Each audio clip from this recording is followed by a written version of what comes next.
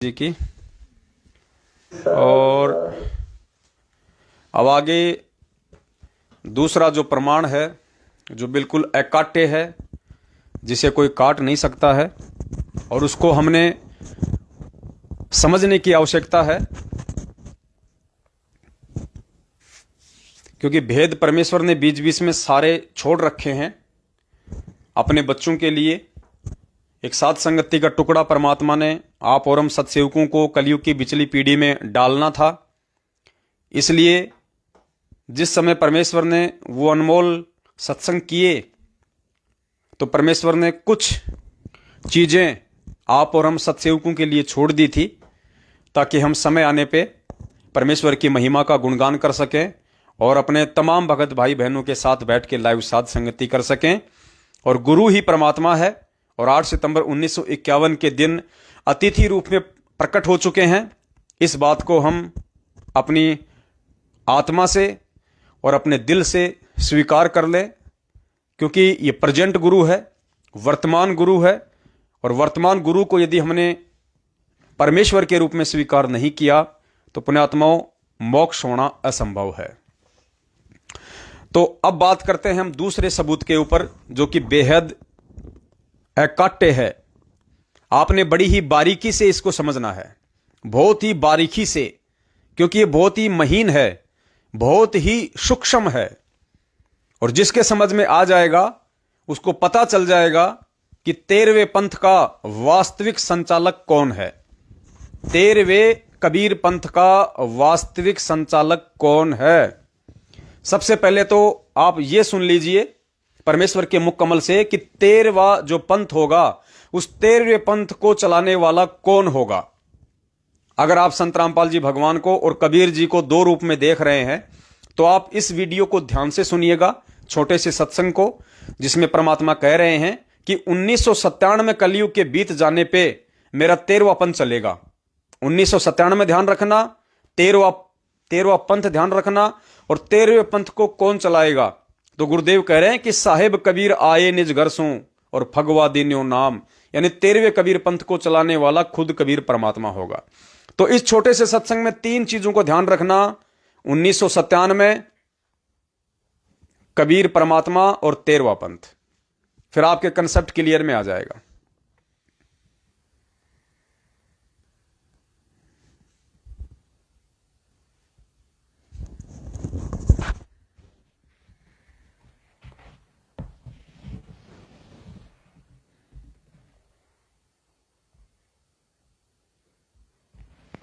तब चल है पंथ निशान, मेरा वास्तविक यथार्थ मेरा पंथ 5505 कलयुग बीतने के बाद स्टार्ट होगा। 5500 बीते चल है पंथ निशान, और घर घर सत शब्द जो फैले, ओए होए, घर घर सत शब्द सतनाम, घर घर सत शब्द जो फैले, सतयुग बरते आन। सतयुग जैसा व्यवहार हो जाएगा, सतयुग बरते आन। और साहेब कबीर आए निज घर सो, और फगुआ दीनो नाम, निर्गुण भक्ति रूप कलयुग में, और वेद मर्म नहीं जान। स्पष्ट कर दिया है, देखिएगा कि घर घर सब सत शब्द जो फैले, सतयुग बरते आन। और कौन होगा जो 13वां पंथ चलाएगा? साहेब कबीर आए निज घर से, फगुआ दीनो नाम, ऐसा नाम दे दिया जिससे बसंत जैसा सुख होगा।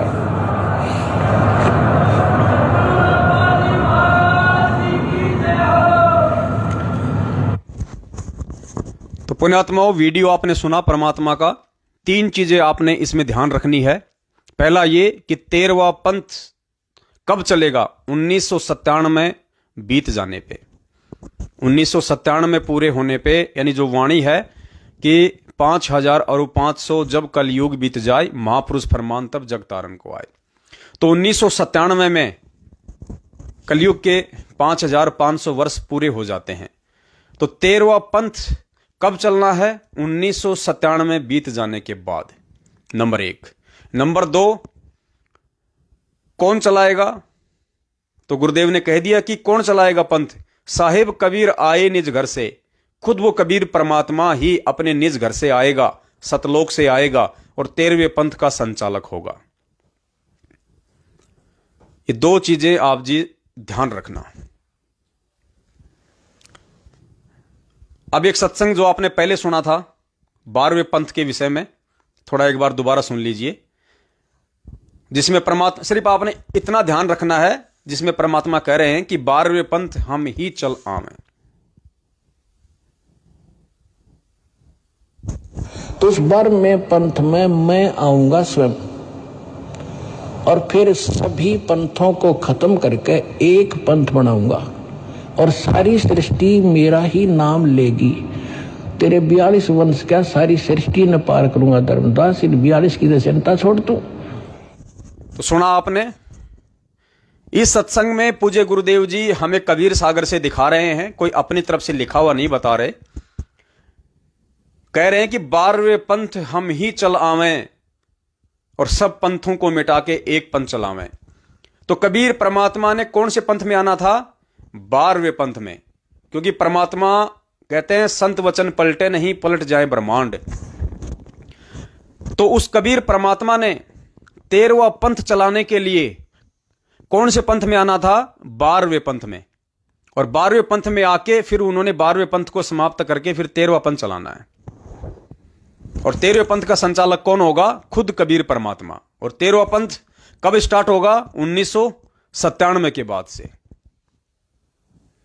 अपने आत्माओं, इसमें जो सूक्ष्म पॉइंट है वो क्या है, वो आपके समझ में आएगा। 12वें पंथ का संचालक कौन था? 12वां पंथ किसने चलाया? आदरणीय गरीबदास जी महाराज जी ने। और उस पंथ में आगे चल के कौन आएगा? खुद वो कबीर परमात्मा, कि 12वें पंथ में हम ही चलावें, सब पंथों को मिटा के एक पंथ चलावें। तो 12वां पंथ चलाया गरीबदास जी महाराज जी ने। और 12वें पंथ का अंतिम संचालक कौन था? 12वें पंथ का अंतिम संचालक था स्वामी राम देवानंद जी महाराज, जो कि हमारे दादा गुरुदेव हैं। हमारे दादा गुरुदेव के शरीर छोड़ने के साथ ही 12वां पंथ समाप्त हो जाता है। क्यों? क्योंकि 12वें पंथ में 17 फरवरी 1988 को अपनी वाणी के तहत कि 12वें पंथ में हम ही चलावें, उस कबीर परमेश्वर ने 17 फरवरी 1988 को स्वामी राम देवानंद जी का शिष्य बनके मुंह बोला, 12वें पंथ में प्रवेश किया। तो वाणी को परमात्मा ने सत्य साबित कर दिया कि 12वें पंथ में हम ही चल आवें। तो 17 फरवरी 1988 को संत रामपाल जी भगवान ने 12वें पंथ में लीलामय तरीके से प्रवेश किया। और 12वां पंथ उस दिन समाप्त हो जाता है जिस दिन स्वामी राम देवानंद जी महाराज अपना शरीर छोड़ के सतलोक चले जाते हैं। अब इसमें जो सूक्ष्म पॉइंट है पुण्यात्माओं, बड़ी गहराई से, बड़े ध्यान से समझना। हमारे जो दादा गुरुदेव थे स्वामी राम देवानंद जी महाराज, जिनके शरीर छोड़ने के साथ ही 12वां पंथ भी समाप्त हो जाता है। तो दादा गुरुदेव ने शरीर कब छोड़ा? 26 जनवरी 1997। ये डेट ध्यान रखना पुण्यात्माओं, बहुत इंपॉर्टेंट है। ये परमात्मा को परमात्मा साबित करेगी। संत रामपाल जी भगवान को 8 सितंबर 1951 के दिन पृथ्वी पे अतिथि रूप में प्रकट हुआ साबित करेगी। तो हमारे दादा गुरुदेव स्वामी राम देवानंद जी महाराज जी ने शरीर छोड़ा 26 जनवरी 1997 में।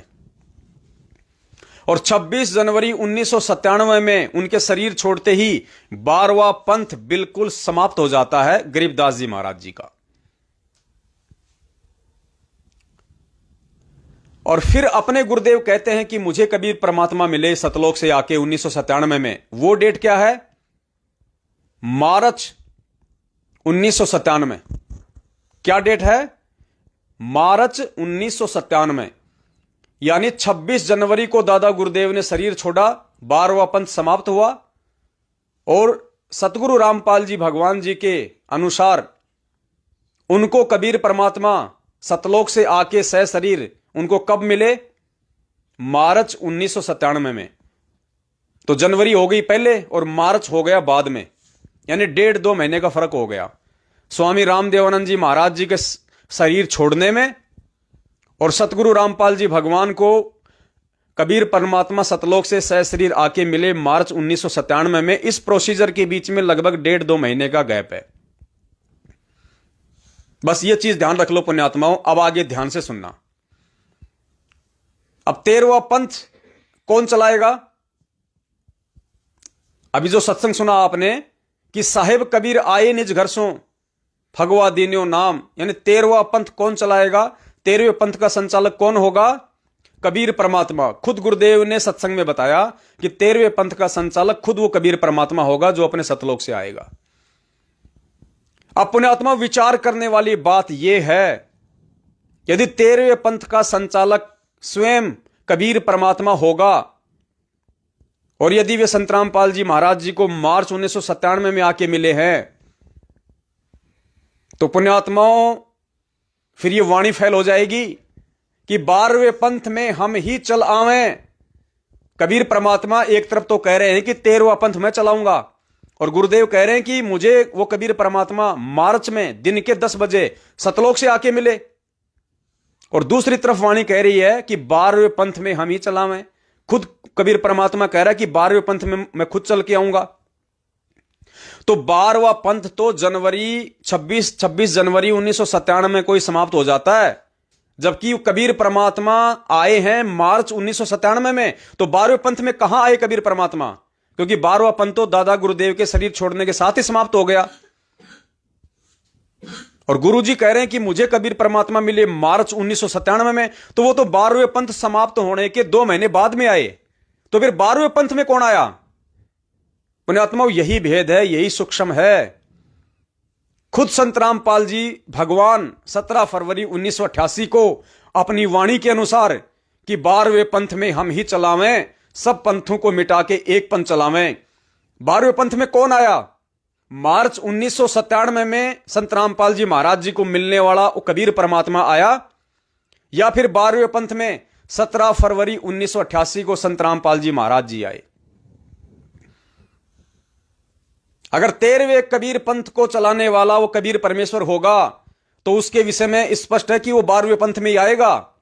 तो 12वें पंथ में कौन आया? दाढ़ी मूछ वाला आया जो मार्च 1997 में संत रामपाल जी महाराज जी को मिला, या फिर 12वें पंथ में 17 फरवरी 1988 को स्वामी रामदेवानंद जी महाराज जी से लीलामय रूप में दीक्षा लेके संत रामपाल जी महाराज आए। अगर आप दाढ़ी मूछ वाले को मानते हो कि वे कबीर परमात्मा हैं और 13वें पंथ के संचालक हैं और वाणी के अनुसार उनको 12वें पंथ में आना था, तो वो 12वें पंथ में नहीं आए। वो तो मार्च 1997 में सतलोक से सीधे संत रामपाल जी महाराज जी को आके मिले। तो वाणी तो फेल हो जाएगी कि 12वें पंथ हम ही चलावें, जबकि 12वां पंथ तो 26 जनवरी 1997 में कोई समाप्त हो गया था। उससे पहले पहले आना था उस कबीर परमात्मा ने 12वें पंथ में, जबकि वे आए मार्च 1997 में 2 महीने बाद। तो पुण्यात्मा ये भेद है कि 12वें पंथ में फिर कौन आया? 12वें पंथ में हम ही चलावें। तो 12वें पंथ में दाढ़ी मूछ वाला नहीं, 1997 वाला नहीं आया। 12वें पंथ में 8 सितंबर 1951 के दिन धरती पे अतिथि रूप में प्रकट होकर और 8 सितंबर 1951 से 17 फरवरी 1988 को एक आम व्यक्ति की लीला करने वाले और 17 फरवरी 1988 से फिर 12वें पंथ में प्रवेश करने वाले संत रामपाल जी भगवान आए। तो ये भेद है पुण्यात्माओं, बहुत महीन, बहुत सूक्ष्म। परमेश्वर ने दया बख्शी जो समझ में आया और आप सभी भाई बहनों तक दास शेयर कर रहा है। इससे जानने में आसानी होगी, हमें भगवान को पहचानने में आसानी होगी कि वास्तव में धरती पे पूर्ण पुरुष पूर्ण परमात्मा के रूप में कौन प्रकट है। पुण्यात्माओं वर्तमान में संत रामपाल जी महाराज जी के मुट्ठी भर शिष्य हैं और मुट्ठी भर में से भी एक माचिस की डिब्बी जितने ही सत्सेवक हैं, बाकी देखा देखी में चल रहे हैं, भेड़ चाल में चल रहे हैं। ये जो सत्संग हो रहे हैं, ये जो साध संगतियां हो रही हैं, ये जो भगवान आया हुआ है, ये पूरी दुनिया के लिए नहीं आया हुआ। परमेश्वर कहते हैं गोता मारूं सुर्ग में जा बैठूं पाताल और गरीब दास ढूंढता फिरूं अपने हीरे मोती लाल। परमेश्वर इस अरबों खरबों की जनसंख्या में से अपने चंद बच्चों के लिए आते हैं, अपने सत्सेवक बच्चों के लिए आते हैं, जो उनके बच्चे उनके सत्संगों का निष्कर्ष निकाल के, सार निकाल के उन्हें पहचान लेता है, उनकी पहचान कर लेता है। उनके लिए परमात्मा यहां आता है। वो हीरे मोतीलाल, इस अरबों खरबों की जनसंख्या में से आप और हम सत्सेवक हैं, जो परमेश्वर को पहचान रहे हैं। उनके सत्संगों का सार निकाल के, निष्कर्ष निकाल के कि 12वें पंथ में कौन आया। दाढ़ी मूछ वाला आया 1997 में, या फिर 17 फरवरी 1988 को 12वें पंथ में सतगुरु रामपाल जी भगवान ने प्रवेश किया। तो पुण्यात्माओं, दया सतगुरुदेव जी की, जिन्होंने पहले ही बोल दिया कि जब तक आप अपने वर्तमान गुरु को, प्रेजेंट गुरु को भगवान के रूप में स्वीकार नहीं करोगे, कलयुग की बिचली पीढ़ी में आपका मोक्ष नहीं हो सकता। और सतगुरु रामपाल जी भगवान को भगवान के रूप में स्वीकार करने के लिए उन्होंने ये रहस्य छोड़े हैं अपने सत्संगों में, वरना आज उनके भगत भी विश्वास नहीं कर पाते कि संत रामपाल जी महाराज ही पूर्ण परमात्मा है। तो पुण्यात्माओं, बहुत बड़ी मेहर है ये आप और हम सभी बिचली पीढ़ी के प्राणियों पे, और उनमें से उनके ऊपर विशेष मेहर है जो सात संगतियों से जुड़े हुए हैं, जो ज्ञान को आधार बना के परमात्मा को परमात्मा मान के भक्ति पे लगे हुए हैं। आप और हमारे मोक्ष में 0% भी संशय नहीं है, यदि हम आजीवन इसी प्रकार अपने हृदय में अपने गुरु भगवान को बैठा के और अपने वर्तमान गुरु को, प्रेजेंट गुरु को परमेश्वर मान के यदि मर्यादा में रह के भक्ति करते रहे, तो हमने इसी प्रकार से भक्ति मार्ग पे आगे बढ़ते रहना है। अपने गुरुदेव भगवान को हमने, जैसी हमारी श्रद्धा है, आस्था है, जैसी आर्थिक स्थिति है, उस आधार से हमने उनको भोग लगाना है। भोग लगाने से यह साबित होगा कि हम अपने गुरु को ही परमात्मा मान रहे हैं, हम गुरु को ही भगवान मान रहे हैं। दाढ़ी मूछ वाली फोटो का, जिसको लोग अनजाने में कबीर जी की फोटो मानते हैं, वो परमेश्वर की फोटो नहीं है, वो फोटो भगवान नहीं है। फिर तो मूर्ति पूजना, फोटो पूजना दोनों एक हो गई, और मूर्ति पूजा का परमेश्वर ने खुद खंडन किया है। तो हमने जून के महीने में कबीर जी का प्रगट दिवस नहीं, बल्कि वर्तमान में जो जिंदा कबीर 8 सितंबर 1951 से अतिथि रूप में धरती पे प्रकट है, आप और हमारे पूज्य गुरुदेव भगवान के रूप में प्रकट है, हमने उनका प्रगट दिवस मनाना है 8 सितंबर के दिन। तो कुछ छोटी छोटी बातें थी जो आप जी तक सात संगति के माध्यम से शेयर करनी थी, और यह सात संगति का लास्ट पार्ट है। अभी हम जाते जाते परमपिता परमेश्वर जी का एक भजन गाएंगे, एक शब्द उच्चारित करेंगे, उसके बाद फिर हम लाइव को समाप्त करेंगे। तो आप सभी भगत भाई बहन जो लाइव देख रहे हैं, सभी परमेश्वर की महिमा का गुणगान करें, शब्द का उच्चारण करें, साथ साथ पूज्य गुरुदेव जी के।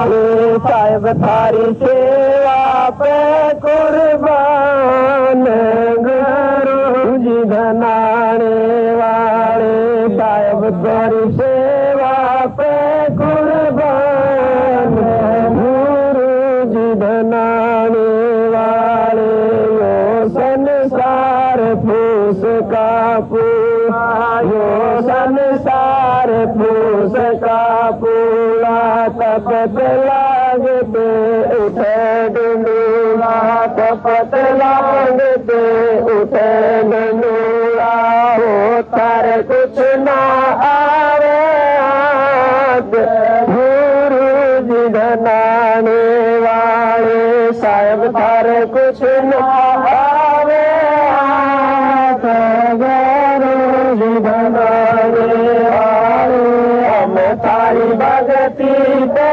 कुर्बान, गुरु जी धनाने वाले, साहिब तारी सेवा पे कुर्बान, गुरु जी धनाने वाले, यो संसार उसका मोती, यो संसार उसका मोती, हवा चले बुझ जावे ज्योति, हवा चले बुझ जावे ज्योति, ओ तारा अजय अमर रहदान, गुरु जी धनाने वाले, साहिब तारा अजय अमर रहदान, गुरु जी धनाने वाले, हम तारी भगती पे कुर्बान, गुरु जी धनाने वाले, साहिब तारी सेवा पे कुर्बान, गुरु जी धनाने वाले, इस उलझन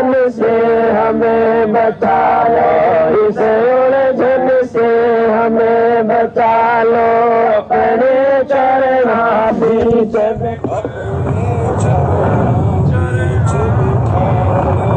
हम थारा मानांगे एहसान, गुरु जी धनाना वाले हम थारी भक्ति पे कुर्बान, गुरु जी धनाना वाले साहिब थारी सेवा पे कुर्बान, गुरु जी धनाना वाले साध संगत करो सतगुरु सेवा, साध संगत करो सतगुरु सेवा, भव सागर से सतगुरु खेवा, भव सागर से सतगुरु खेवा, हम थारा रटते रवांगे नाम, गुरु जी धनाना वाले हम थारी भक्ति पे कुर्बान, गुरु जी धनाना वाले साहिब थारी सेवा पे कुर्बान, गुरु जी धनाना वाले हम थारी भक्ति पे कुर्बान, गुरु जी धनाना वाले। सत साहेब बंदी छोड़ सतगुरु रामपाल जी भगवान की जय हो। साहेब पुण्यात्मा दया परमपिता परमेश्वर जी की, जिनके आशीर्वाद से आप और हम सभी भगत भाई बहन सोशल मीडिया के माध्यम से लाइव जुड़े रहे और हमें मौका दिया सतगुरुदेव जी ने अपनी महिमा का गुणगान करवाने के लिए। ये आप और हमारा सौभाग्य। और दास की तो यही विनती है पुण्यात्माओं, ये समय बेहद जोर का है, ये समय बेहद काल प्रेरणा का है। जो जो समय आगे बढ़ता जाएगा पृथ्वी पे तीनों गुणों का जो प्रभाव है वो तेज होता चला जाएगा, रजोगुण, सतोगुण और तमोगुण। बचाव का एकमात्र तरीका, एकमात्र साधन केवल इस कबीर परमेश्वर की भक्ति है, सतगुरु रामपाल जी भगवान की शरण है। और काल कोशिश करेगा हमारे को तोड़ने की, हमारे को जकोड़ने की, किसी भी तरीके से कुछ भी मन में शंकाएं पैदा करेगा, तरह तरह के अनर्गल विचार लेके आएगा। ये हमारी परीक्षा का समय है। कुछ हमारे कर्म होंगे जो ना समझी के चलते आज हमें दुखी करेंगे, आज हमें परेशान करेंगे। कुछ हमारे पिछले कमजोर भक्ति संस्कार होंगे जिसकी वजह से हमारे सामने बहुत सारी अड़चनें आएंगी। और कुछ वो परमपिता परमेश्वर अपने बच्चों की परीक्षा लेने के लिए भी लीलाएं करता है, जानबूझ के समस्याएं पैदा करता है, परिस्थितियां पैदा करता है। क्योंकि परमात्मा कहते हैं गरीब कच्चा हीरा कृच हो नहीं सहे घनमार, ऐसा ये मन हो रहा लेखा लेकर तार। आज सबके सामने विपरीत परिस्थितियां हैं, चाहे किसी के सामने कोई आर्थिक संकट हो, चाहे किसी के सामने कोई शारीरिक संकट हो, या किसी के सामने कोई पारिवारिक हो, सामाजिक हो, कोई भी परेशानी हो, हर किसी भगत भाई बहन के साथ आपको मिलेगी। और इन परेशानियों में जो टिका रहेगा, जो श्रद्धा भाव के साथ अपने गुरुदेव के चरण कमलों में लगा रहेगा, उसी पुण्यात्मा पे परमात्मा मोक्ष की दया बख्शेंगे। क्योंकि जब तक लोहा आग के अंदर नहीं तपाया जाएगा और ऊपर से उसके चोटें नहीं मारे जाएंगी, तब तक लोहार वो चीज नहीं बना सकता, वो औजार नहीं बना सकता जो औजार वो बनाना चाहता है, जिस औजार की कीमत उसे मार्केट में मिलती है। तो पुण्यात्माओं, आज हम इस भक्ति रूपी भट्ठी के अंदर हैं। आज परमेश्वर हमारे सत्य की परीक्षा ले रहा है, परमेश्वर हमारे विश्वास की परीक्षा ले रहे हैं। परमेश्वर देख रहे हैं कि 27 साल से मैंने इन बच्चों को जो अनमोल सत्संग रूपी घुट्टी पिलाई है, आज उस घुट्टी का कितना असर होगा। कौन अंतिम श्वास तक, चाहे मैं 2 महीने में जेल से बाहर आऊं, चाहे मैं 2 साल में आऊं, चाहे मैं 10 साल में आऊं, अगर मेरी कोई पतिव्रता आत्मा होगी जिसने तन मन धन से मुझे, आत्मा से जिसने मुझे अपना पति परमेश्वर गुरु भगवान स्वीकार कर लिया, उसके लिए तो कोई संशय नहीं है, चाहे परमेश्वर 10 साल में आए, चाहे 20 साल में आए, चाहे कल सुबह आ जाए, चाहे ना आए। वो आत्मा एक विश्वास के साथ अपने गुरु को अपने दिलो दिमाग में, अपने मन मंदिर में परमेश्वर के रूप में स्वीकार करके भक्ति पे लगी रहेगी। उसको पता है कि तेरा भगवान वो समर्थ है जो कहीं भी प्रकट होके तुझे आगे का मंत्र दे देगा, तुझे आगे का नाम दे देगा, तुझे वो शब्द दे देगा, तुझे यहां से पार कर देगा। जरूरी नहीं कि परमेश्वर बाहर आके ही हमें पार करेंगे, वो समर्थ परमेश्वर है, बाहर उन्हें आना ही है।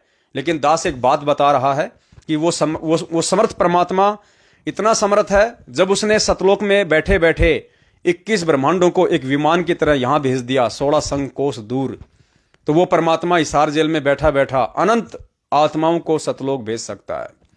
समय आने पे परमेश्वर बाहर भी आएंगे, लेकिन उस समय तक ये आप और हमारे ज्ञान और विश्वास और धैर्य की जबरदस्त परीक्षा होगी। और इस परीक्षा को केवल वही पुण्य आत्माएं फाइट कर पाएंगी, वही भगत आत्माएं इस परीक्षा में उत्तीर्ण हो पाएंगी, जो पुण्य आत्माएं अंतिम समय तक अपने गुरु के ऊपर दृढ़ विश्वास कायम रखेंगी।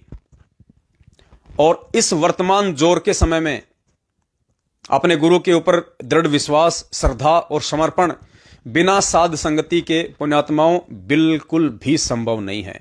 जो साध संगतियों से जुड़ चुके हैं उनका सौभाग्य है, जो अभी नहीं जुड़ चुके हैं उनका दुर्भाग्य है। उन्हें जल्दी से जल्दी काल प्रेरित सतलोक आश्रम मैनेजमेंट हरियाणा, जो कि धरती पे जीता जागता काल का एजेंट है, परमेश्वर की पुण्यात्माओं से मर्यादा तोड़वा के उनको काल जाल में फंसाने के लिए आया हुआ है, जिसमें गुरुदेव का पूरा कलयुगी परिवार, बेटा बेटी, भाई बंधु, रिश्तेदार, जवाई, आपके जितने भी कोऑर्डिनेटर, नामदान, संचालक, ये सारे के सारे लोग काल प्रेरित हैं। ये आपसे मर्यादा ही तोड़वाएंगे, आपको भक्ति भाव से नहीं जोड़ सकते। जितना जल्दी हो सके इनसे अपना संपर्क तोड़ो और साध संगतियों से संपर्क जोड़ो। आगामी साध संगति दिनांक 27 को घाटकोपर मुंबई में है, बंबई के घाटकोपर में है। आगामी साध संगति भगत गणेश दास जी हैं और बहन मेघा दासी हैं, बहन करुणा दासी हैं। एक भगत जी का नाम थोड़ा सा अटपटा है, मेरी समझ में नहीं आ रहा, उसके लिए मैं माफी चाहता हूं। उसके बाद में 4 और 5 दिसंबर को राजस्थान के जोधपुर में भोपालगढ़ तहसील में गांव बागोरिया, जाखड़ों की निचली ढाणी, वहां पे भगत सुजाराम दास, भगत शायद गिरधारी दास जी हैं, उनके वहां पे परमपिता परमेश्वर साध संगति के दया बख्शने जा रहे हैं। आप जी ज्यादा से ज्यादा संख्या में इन दोनों जगहों पर पहुंचने का प्रयास करें, अपने 5 यज्ञ संपूर्ण करें और साध संगति की खीर खा के अपनी आत्मा को दृढ़ बनाएं, गुरुदेव पे विश्वास बनाए रखें। इसी के साथ दास अपने शब्दों को विराम देता है। अगली बार जब भी आएंगे दिन में आपको सूचित कर दिया जाएगा। तब तक के लिए सत साहिब, बंदी छोड़ सतगुरु रामपाल जी।